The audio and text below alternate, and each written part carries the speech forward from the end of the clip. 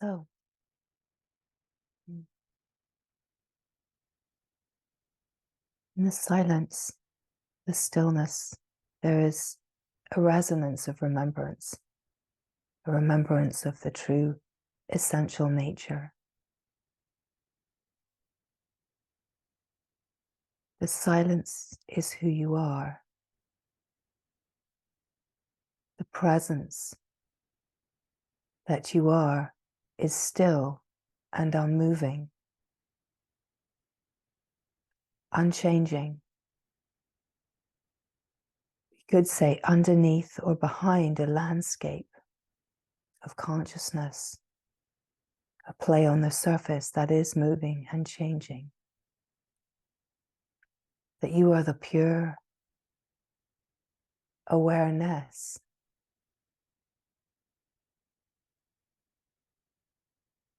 that is not moving and changing. And this is silence. Silence is not a mood. It's not a practice. It's not a state. It's not something that somebody does. Silence is the stop. And so silence is freedom from the mind. Freedom from the mind that judges and has opinions. It's not about sitting in an idea of silence, having opinions and judgments.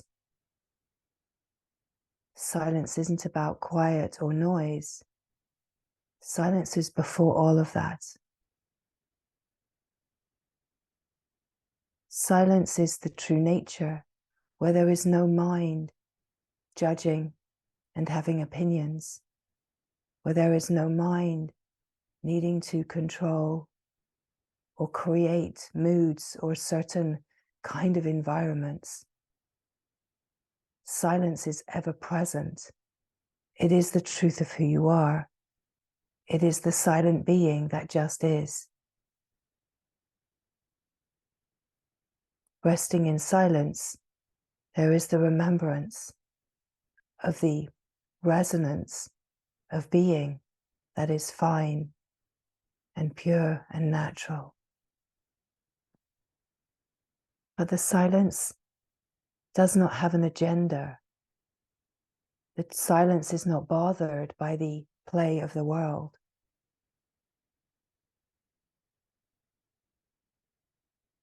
Silence itself is ever present in the face of anything and everything that could arise on the surface of life. Silence doesn't need to be right, and it doesn't find wrong.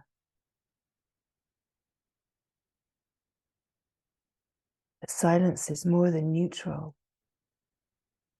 Silence is the power, the profound power of who you are in truth. And in silence, we discover the presence of love and rest in the presence of love, in the presence of divinity, the glory. In silence, we risk losing everything, and yet finding the only truth that is pure and alive, which is the truth of who you are. That this truth is not about external circumstances. It's not about the ways that people behave. It's not about creating moods. It's about being absolutely silent as silence, unmoving, unshaking in the face of anything and everything that might appear on the surface. This is the true nature. This is what silence is. And so the whole play of life is an opportunity to notice where you are rattled.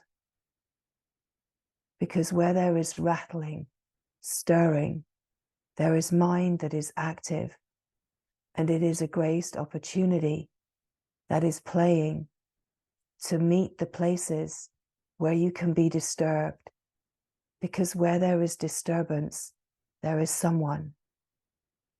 And the whole joy of the game of life is seeing through someone to truly be the silence that just is. To be the love that just is, to remember who you are, the profundity, the simplicity, the desireless, choiceless being that you are. That nothing matters in this truth. That where things matter, it is a graced opportunity to see that there is some kind of protection. There is someone that wants to be right and is perhaps finding someone else wrong. But where there is a holding of such opinions, it's not about changing the external circumstances to meet the me's preferences and need to create an environment where the me feels right. It's about recognizing that there's someone that is in a conversation with themselves, the mind, trying to prove themselves right. And it's an opportunity to let go into what is before right and wrong, into the love that doesn't divide, doesn't need to be right or wrong, doesn't need anyone to show up in a certain way to make things acceptable.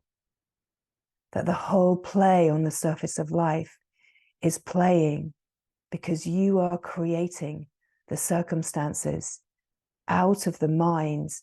We could even say what the mind really wants.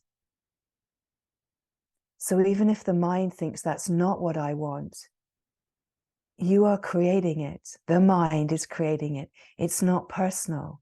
It's an intelligence. But even what you think you don't want, you're actually creating because in a deeper, truer place, you do want it. You want exactly what disturbs you, what stirs you, what brings forward your judgments, your opinions, your deep repressed, angry places. What you truly want is for all of these places to surface. Because where these places are hidden and trying to hold a protective, controlling, defensive mechanism, using judgment, opinion, shame and guilt and doubt, what is truly longed for is freedom from the binding action of the mind. Because freedom is freedom from the mind. Freedom does not leave someone with opinions. It does not leave someone that believes they are right.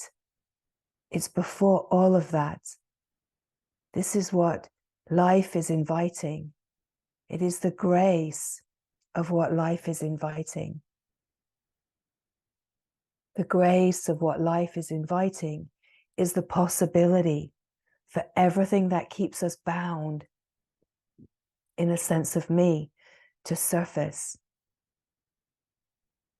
We have to have awareness too that the mind can create ideas of silence, like a transcendent practice of a meditation that can be a hiding place. It's not true silence. It's a place to sit in the mind's meanderings, even the mind's righteousness, right? We want to be so honest and illuminate these places. There's no shame or guilt. Only the mind can overlay these kind of ideas. But we really want to illuminate because they are such traps.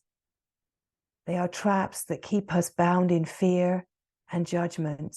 And we keep feeding the energies of the collective that is constantly churning within itself. Because deep anger is not being surfaced. because repressed, hidden griefs and sadnesses and stresses are being repressed and not being allowed to just surface as a very natural, intelligent, wise flow of life refining itself, that there is only God. You know, we can speak of the opening to be the presence, to recognize being pure awareness. We can speak about the refining and the deepening to recognize the oneness, where the self knows itself as pure awareness, the self knows itself as everything, everywhere. But in truth, this is still limitation. However profound it is as a sense of freedom, let's say compared to the tension of personhood and separation, but there is still limitation where there is consciousness, and everything is conspiring for the deepest remembrance that there is only God, there is only love.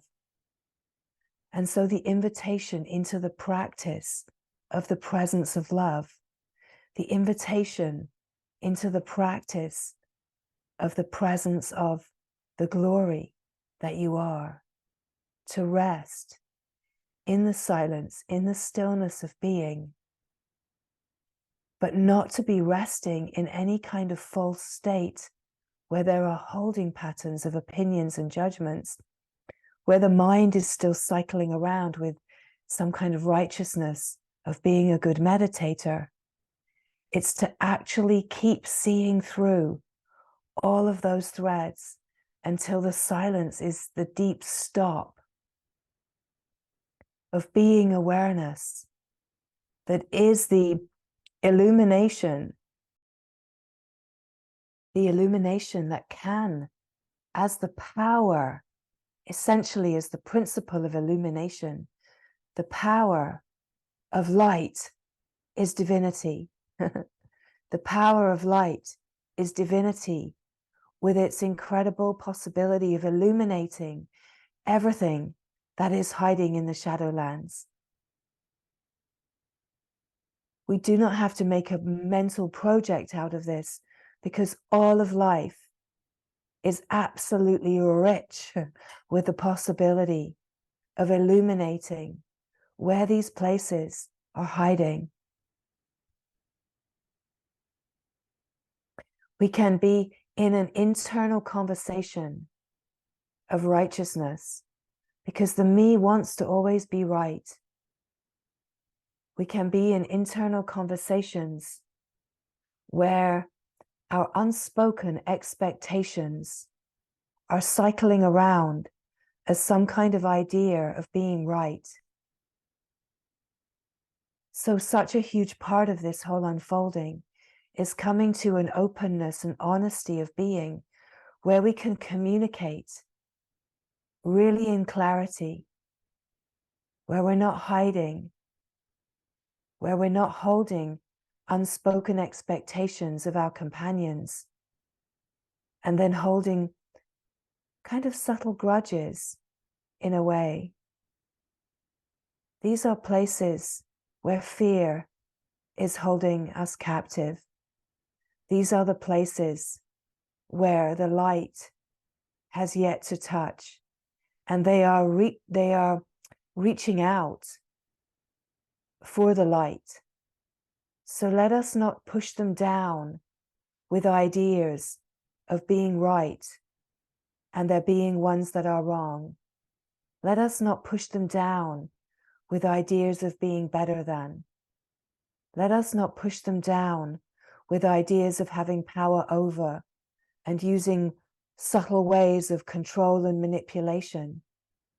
Let us free all of these places that can hold us captive into the presence of love. Let us recognize that only the mind creates guilt and shame and doubt out of the still present residues of someone. And where the residues of someone are present, this is not some kind of disgrace. This is grace. This is grace itself. This is life itself, intelligently, wisely, bringing forward the opportunity for all that keeps us bound, that holds us captive, to surface into the remembrance of only love, only the presence that is. It doesn't matter what happens. And we want to be so aware of living a life where we want to be constantly confirming ourselves, because that too is a certain subtle fear. Am I okay? Is the way that I'm living okay? It doesn't matter. But if you are in some kind of fear or needing a permission or some kind of validation, then that is still someone. You can live any which way if you are in total freedom. You're never looking behind you or all around you to make a comparison or a judgment. You're just free because the mind is not opposing this moment. This is what we are speaking of, is where there is no mind opposing this moment.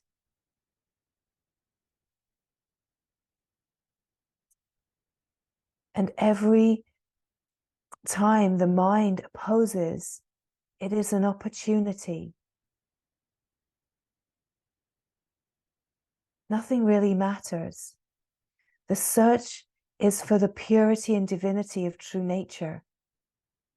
We can play out all kinds of ideas within the play of life about what makes us pure, but they can be misguided. They can be patterns of protection. That this is what makes me pure. They can be learned mechanisms of trying to be someone that is pure and good, whereas you are good, you are pure, you are whole and free, and you don't have to act out. That naturally life in its simplicity is purity, is wholeness, and it doesn't kowtow to mental ideas, societal ideas, or learned ideas of what purity is. We have to be willing to let go of all of our ideas and concepts and beliefs, because these are what hold us bound, and these are what act as the foundations from which we judge from. We judge, my way is right. It's like everyone assumes that their clock is telling the right time. But what if there is no time? What if there is no time? And where truth is alive is in the timeless, conceptless, idealess, beliefless, desireless freedom of just simply being. And that the whole of life is this glorious playground to keep freeing yourself, because the only one that is bound is you in your mind. It doesn't matter to anyone else. Whatever the mind thinks, no one is watching you. No one is watching you. And truly, anyone's validation or criticism or praise, none of it affects the truth of who you are. It only affects the ego. We have to come to the recognition of what is before praise and criticism, that receives both equally, but isn't either elevated or flattened by whatever is spoken. That it doesn't matter because it's all one. There's a total equanimity a total balance, a love that is just love, one, not even oneness in truth, right? This is the subtlety, that oneness is where there is a self reflecting and referring to itself. I am everywhere. I am everything. What we are inviting is the true freedom from limitation, where there is no self in truth. There is no self referring to itself. And yet at the same time, this can be called only the self. Language can be tricky. So we don't want to be bound by language, and we don't want to be bound by secondhand ideas. We want to take in the wisdom as a resonance, live it, test it, free yourself from all teachings, all lineages, free yourself from it all.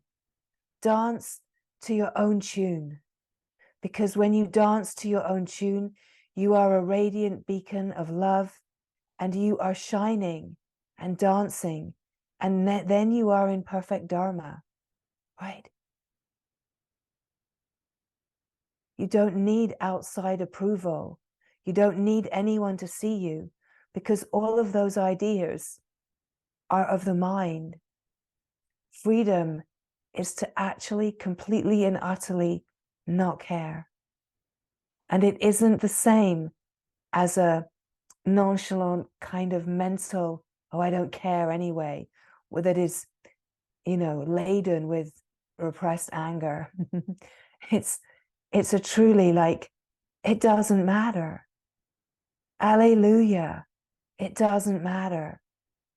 There's no right way, no wrong way. It doesn't matter.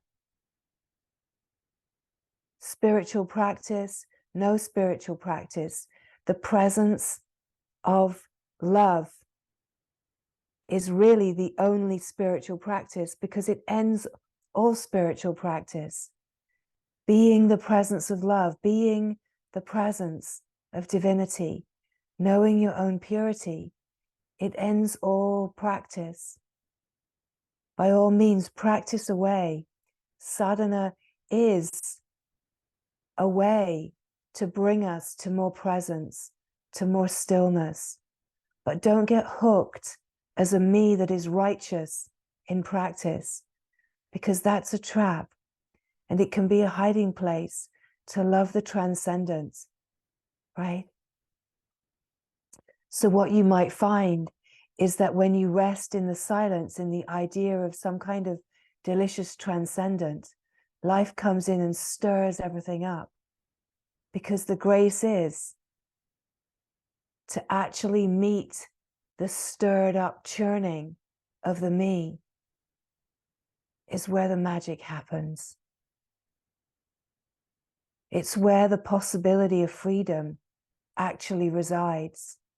It doesn't reside in hiding in the transcendent. It doesn't reside in ideas of what freedom is.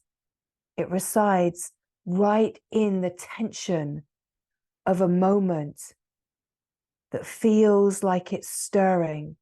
We could even say a moment that feels like it's robbing you of your silence, right? Right on the tension, right on the knife edge is the possibility of freedom, because it is the possibility of resting in the unmoving, unchanging, undisturbable, and allowing the tensions to let go into love, right? To know that you're not the story, that you are in truth undisturbable.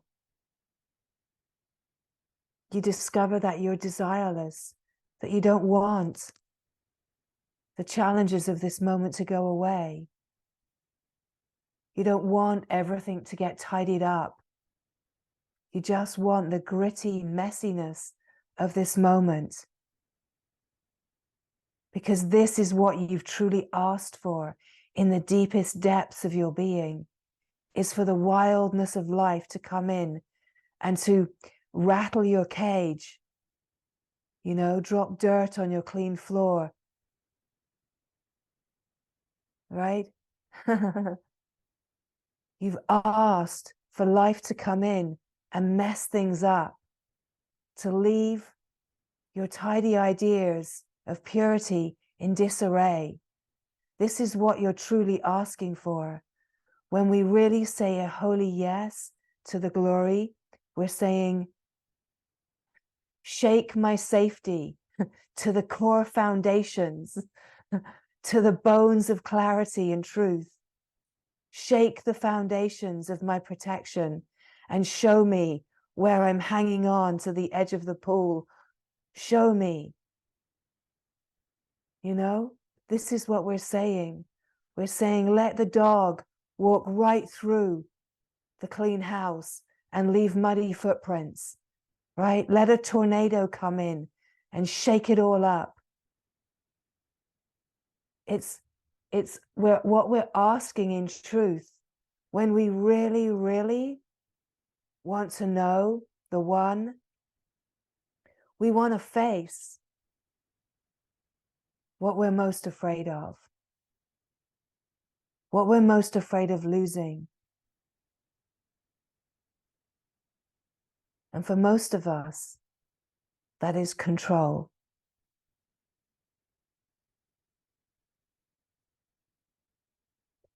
Underneath the ideas of my things, my relationship, my job, my family, what we're truly afraid of losing is control.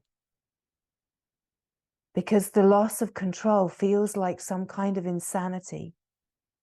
And we're terrified of a mind that is out of control. So controlling the mind, what a great technique.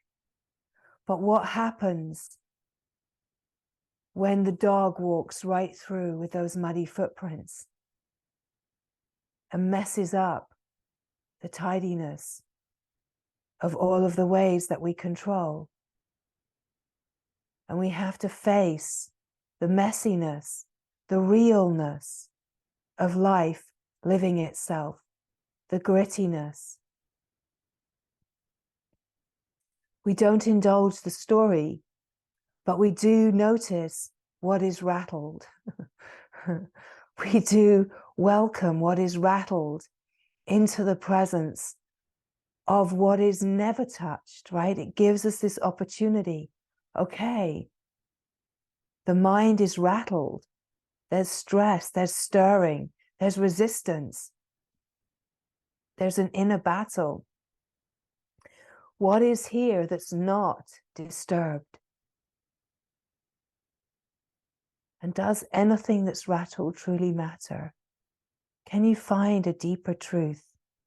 Or can you welcome into the presence of love without judgment, without resistance? Can you welcome the divine will? Because you know the divine will is the ultimate power. The divine will is more powerful even than silence.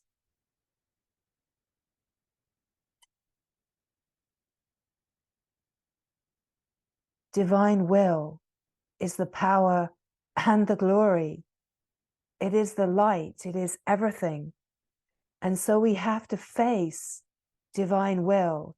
It's like a duel, my will and divine will, right? Are you going to battle the love that is already won with the fear of my will? What will it take to surrender my will to thy will? Where we fight is where we suffer. Where there's resistance is where we suffer. Everything is an opportunity to find muddy footprints all over your tidy whites.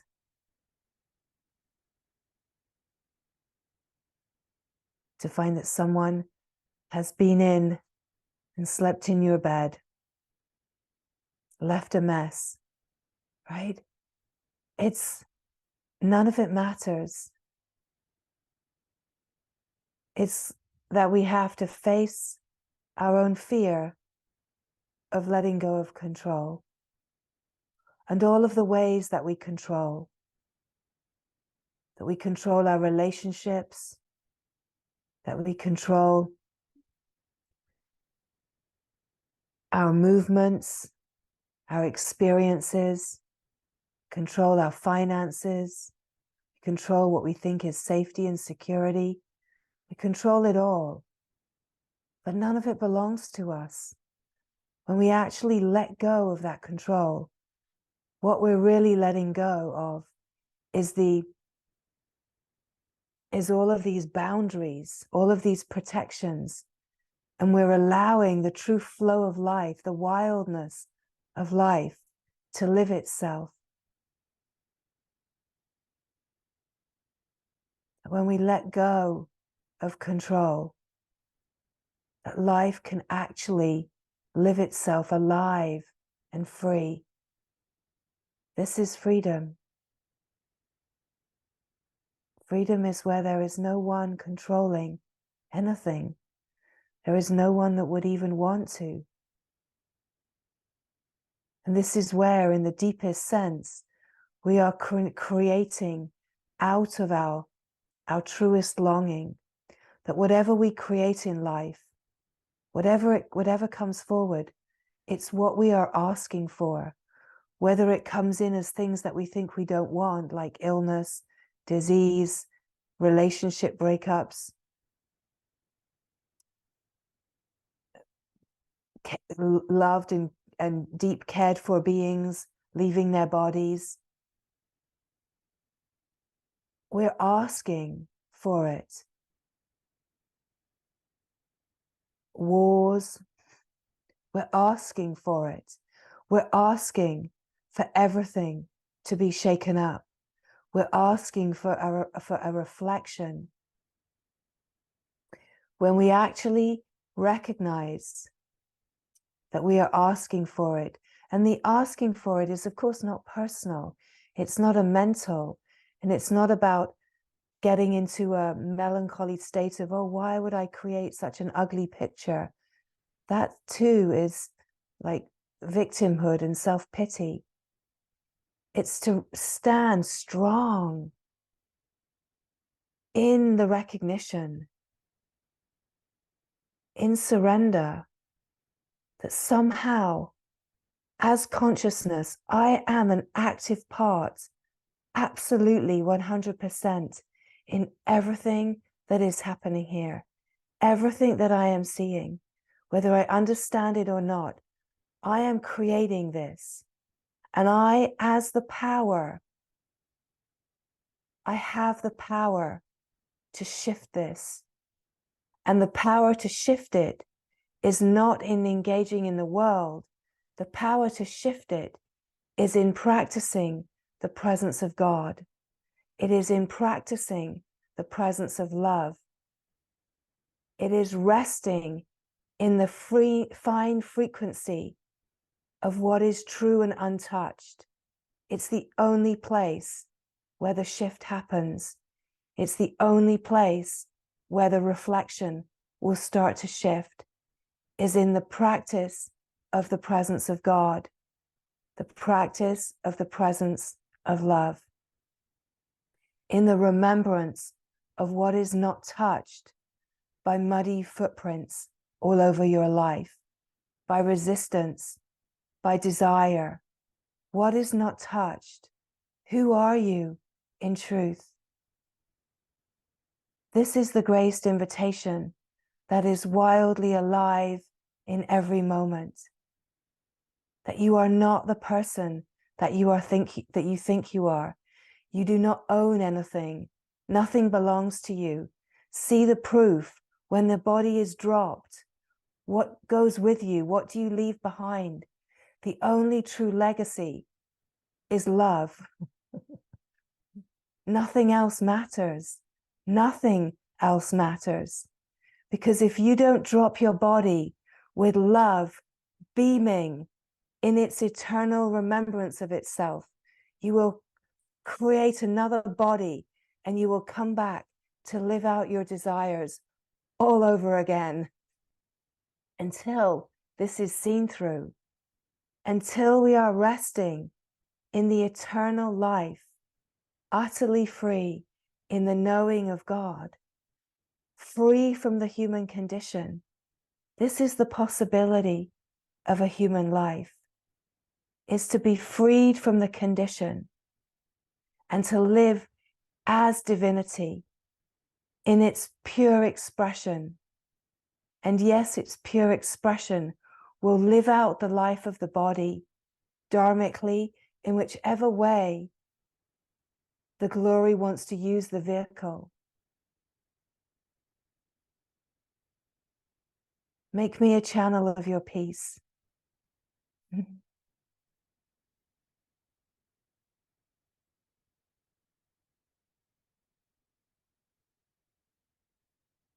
It is in turning so fully to ourselves.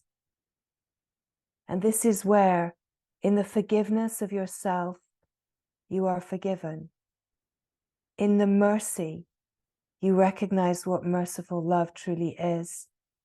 In remembering the love that you are love itself loving. And in the gratitude for everything, you are the flow of gratitude and thankfulness. You are the beaming beacon of remembrance. We have the power. We are the power.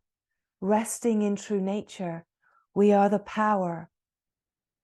We're not the power of me and God. We are the power of God. This is what God is.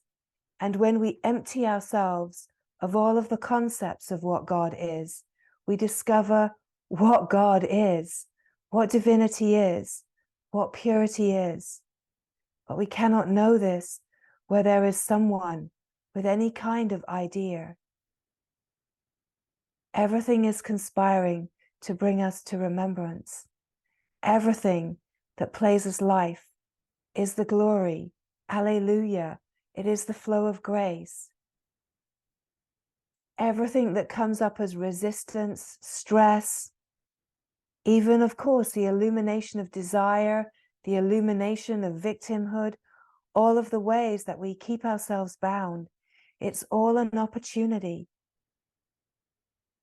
And the human life is this opportunity. Where you think there is time, the clock is ticking and it will run out. Because where you are living in the finite, you will hit the end of the road, Jack, right? You'll hit the point where the body is dropped. Mm-hmm. The opportunity of a human life is to go as deeply into this remembrance as you possibly can. This is the opportunity. This is the grace. It's not to wallow in self-pity. It's not to wallow in fear and make an ally of the mind.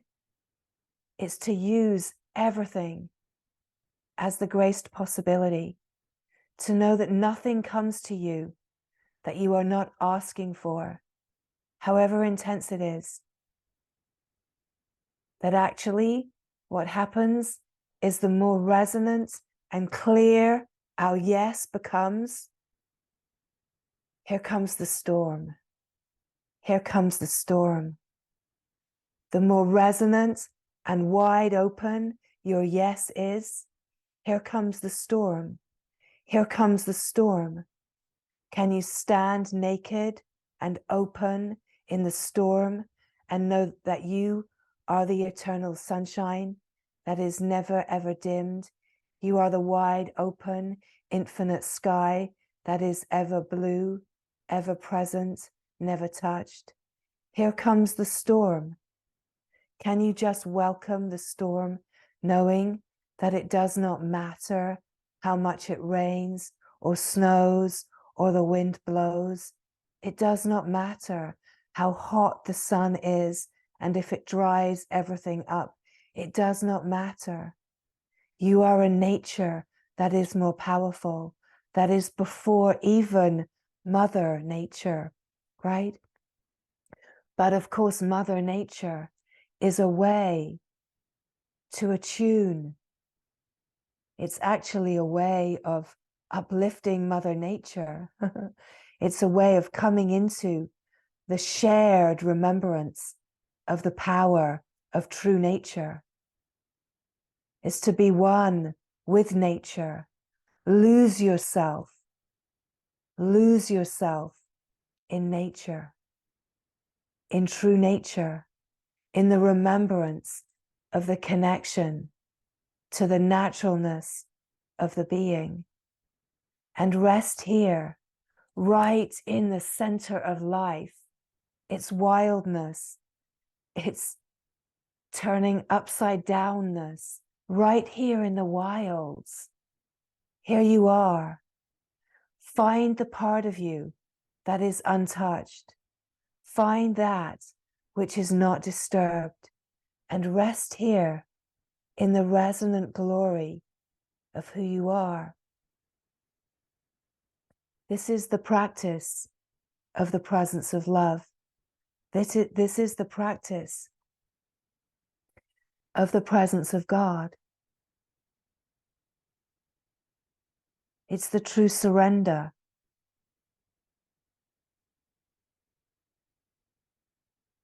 The true surrender is to be here. Whatever weather patterns are moving, you are the eternal sunshine. Your heart is spotless. The one heart is spotless. The love that you are is spotless. Pure and spotless love thou art.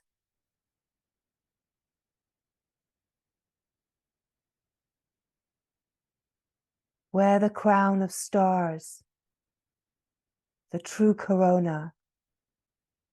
Wear the crown of stars.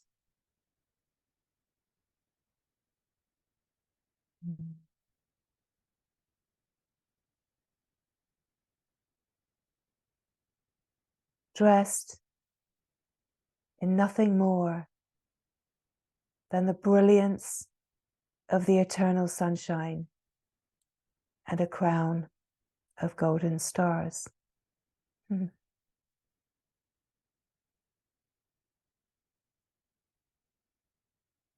rest is the play, the divine Leela. The divine Leela does not matter. The more divine you remember yourself to be, the less the Leela matters. The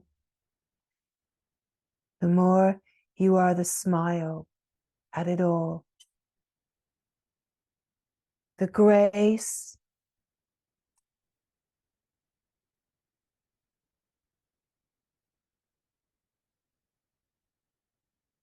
of the power of divinity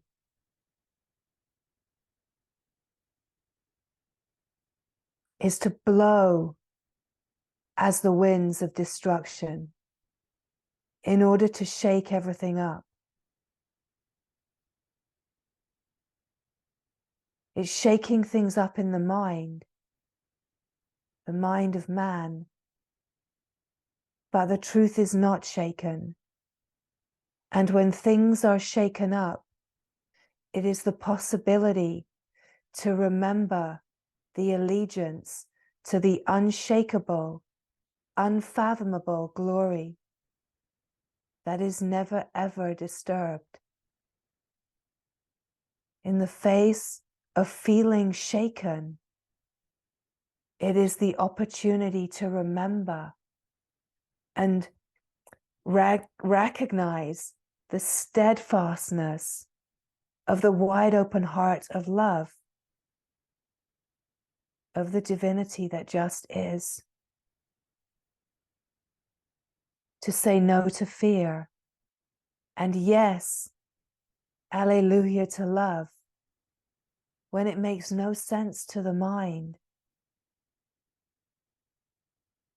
It's all about love. All of it. All of it is about love.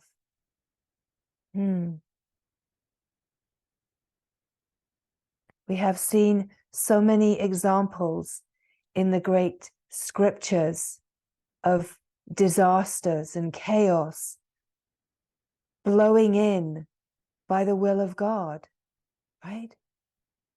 By the will of the divine. Whatever name we want to give to that divine, the divine will stir, will shake to end the great misunderstanding, the great self-indulgence of selfish gain, to bring the remembrance of selflessness.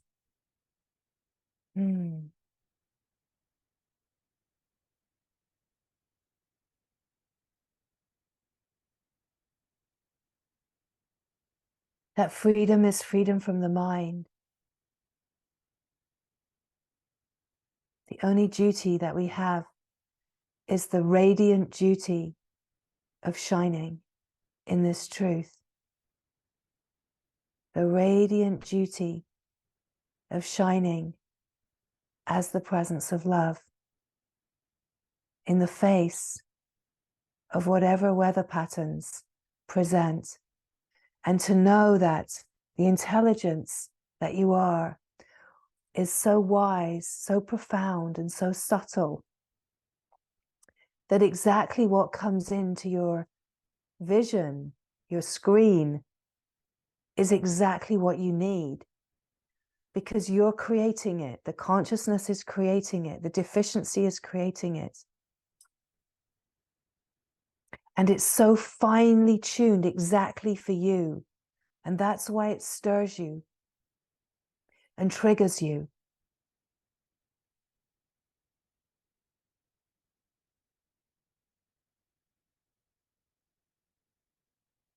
The grace is the presence of that which can receive, illuminate the distortions, and reflect them right back to you so that you can't miss them. So grace doesn't come in your comfort zone. Grace comes when you are shaken, stirred, turned upside down, when resistance is here, because this is this edge. And it's the edge where, do you cling on to the false sense of safety, or do you jump into the arms of love? Do you free fall into the wilderness, the golden landscape of pure consciousness? Because only pure consciousness can transport itself into the arms of God. So we have to let go into the flow of pure consciousness, the grace of not knowing, the non-resistant openness, the flow of life surrendering into itself. In a way, the recognition of the self being everything. But when there is still a self present, the flow of consciousness that is pure will carry that sense of self right into the resonance of divinity again and again and again. Will you recognize that the resonance of divinity is in the unfathomable silence when you are facing what you don't want? Because when you are hit with something that you don't want, there comes about the most eerie silence. There comes about a sense of absolute inability to control or know anything that feels terrifying. And in a way, we're being invited to meet that terror of not being able to control, grab onto anything. When there is nothing left to grab onto, let the holy laughter begin, because you can scrabble around, but there's nothing left.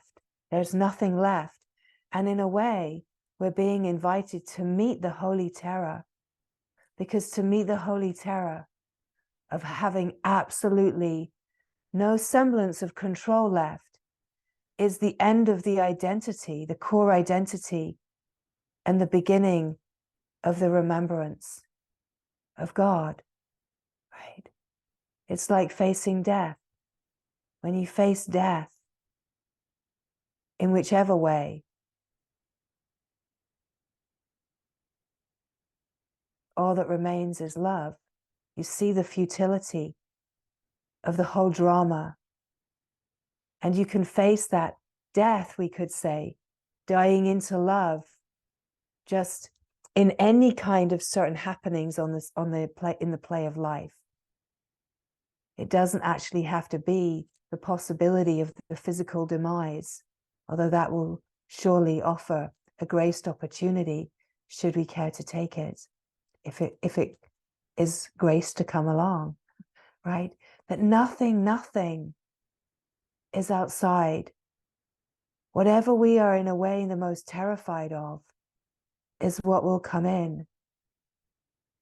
An incredible party with Kali Ma, with every shadow aspect of yourself sitting in the deep dungeon, the basement of your being. An invitation to dance with Kali Ma. All of the aspects of your fears. The thing is that we are usually offered this in spoonfuls, right? But depending on how big our holy yes is, we might be offered it by the ladleful. We might be offered it by the enormously huge, large saucepan full. We might be offered it where the whole moment is just absolute drenched with all of these aspects. It will come according to what we are ready for, what we are creating, what we are inviting. But the glory is, that as we rest in the presence of love and we remember, we start naturally transmuting the unresolved karmas. We start naturally transmuting the discordant patterns in consciousness that play as fear. The more that we rest and we shine, we're transmuting. And so there are things that don't have to come out and, let's say, play themselves out, because we can transmute, resting in this resonance. But the resonance has to be a resonance of wholeness. It can't only be a transcendent resonance. It has to be, let's say, the wholeness, which is the transcendence, but an absolute openness to receive all of life. Because if we're blocking anything, that's a certain invitation for it to make a guest appearance, right? So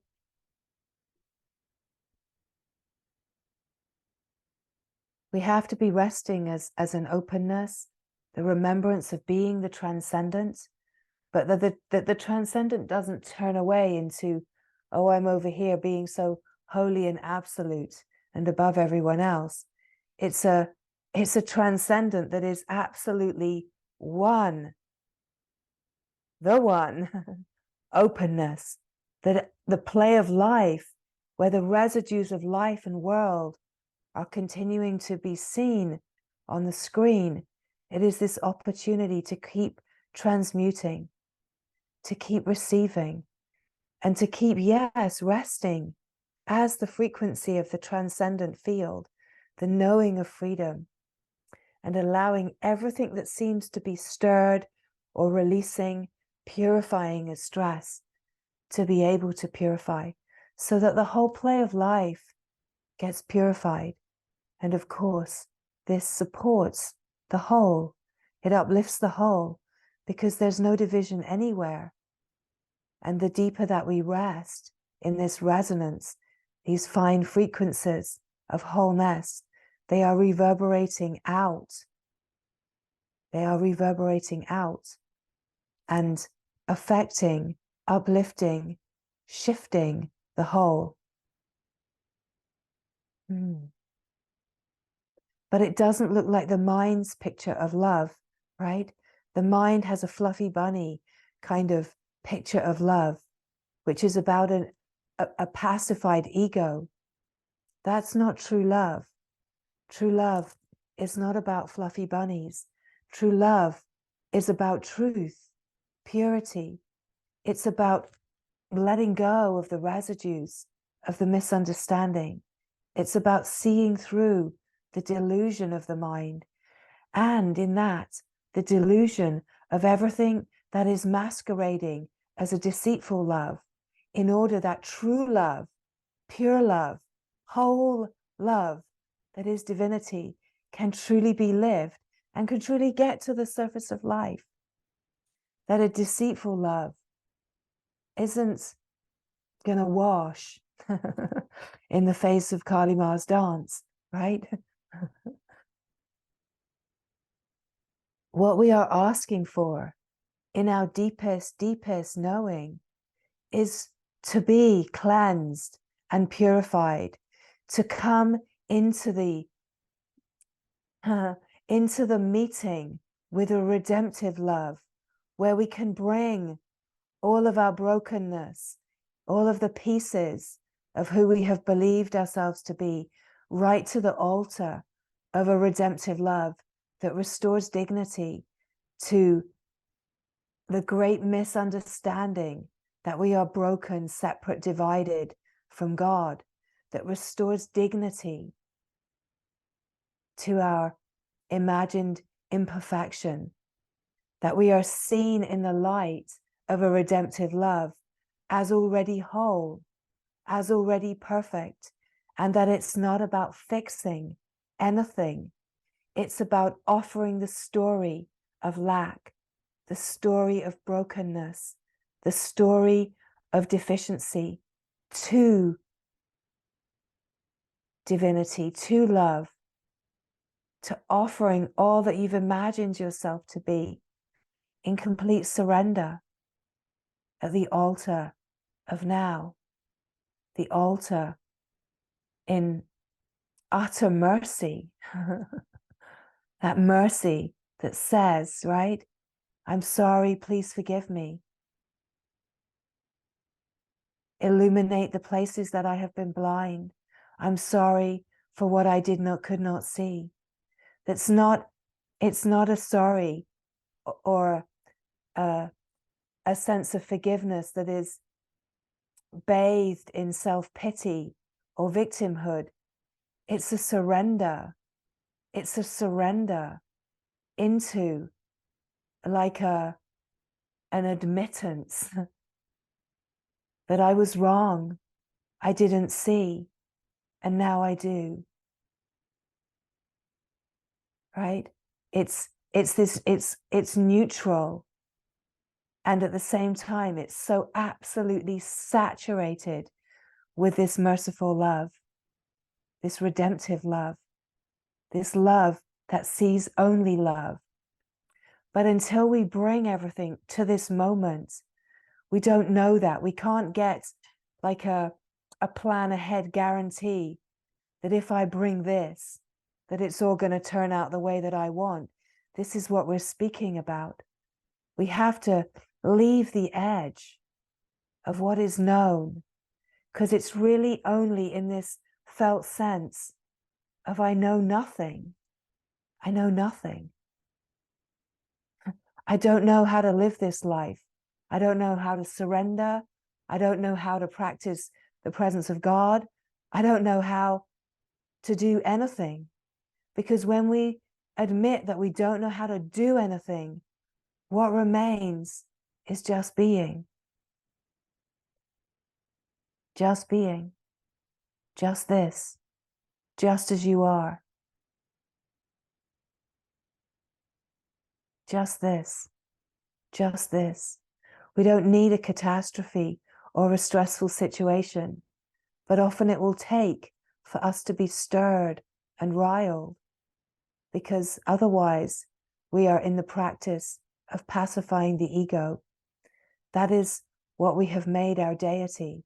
That is the altar that we generally bow at, is pacification of the ego, giving the ego what it wants, making the ego feel better. And that is why it is usually only when we are pushed that we have to meet edges that we might not otherwise surrender into. But life is intelligence. Life is compassion. Life is love in flow. It is devotion in flow. And everything that is ever playing on the screen, all happening is the flow of love. And so what if we bring everything back to the source, to this moment, to now, right back to the source, where nothing is known, where we hand over control and we just be here. And we know that the living of life is the graced offering, and it will be beautiful. It will be gorgeous. And the deeper that we are actually resting in this truth, the more the reflection of this glory shines. It's not that things don't come in to purify and refine where necessary, but the more that we are resting in this glorious truth, the deeper perfections from the infinite field of possibility. It's like we could say the power of the pure potentiality that we are accessing is more on the side of thy will and less on the side of my will. There are mechanics, intelligent mechanics, that are running all of this in such a profound and subtle way that we don't have to know anything. Life is the wisdom, life is the guru, the grace is all. That we just allow life, we allow the grace of what is moving and changing to give us all of the cues, to purify. And we just rest in the humble abidance of not knowing.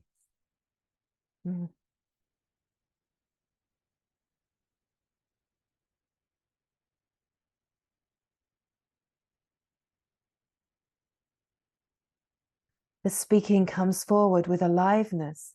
It comes forward with a power. It comes forward with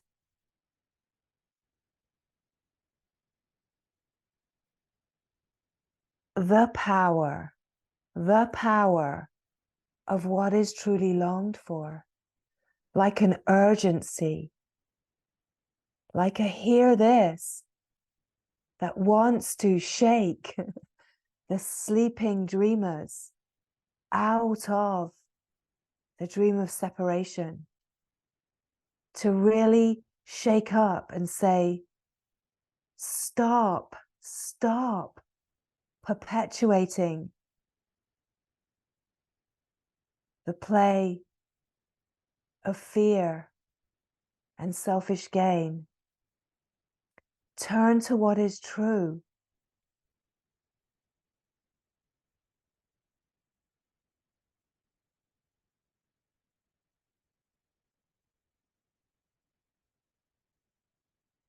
In truth, there is a simple message, a simple divine message. And it says, turn to divinity or perish, right? It's like the message that was shared in the Bible in many ways, right? that the glory just keeps saying, turn to what is true. It's like, turn to salvation, turn to be saved. Now, this is not a Bible teaching or a Bible lesson by any means, but it's kind of amusing. It's like, wow, wow, the Bible has some truth, right? The deepest message of the Bible, right? Turn to God, turn to love, turn to divinity, or perish in the meanderings of your own mind, because the perishing happens where there's the belief in birth and death. Death will come, perishing will come, because when we believe in the cycle of birth and death, the cycle of karma, then it will be a self-fulfilling prophecy. We're invested in certain death. We're invested in perishing. We're invested in suffering. Invest in the eternal life. And it doesn't take anything other than presence.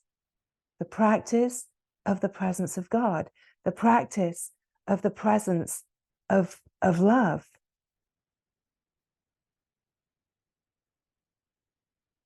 To truly keep saying yes. Only love, only love, only love, only love. To see all of the ways that we continue to perpetuate making an allegiance with fear, with the me. It is love's wild and passionate, urgent invitation. It has your name upon it. You are being personally invited out of the personal into the remembrance of the impersonal, unlimited freedom and glory of who you are in truth. Every moment is a glorious invitation. Every moment, every happening, everything is a glorious invitation to remember.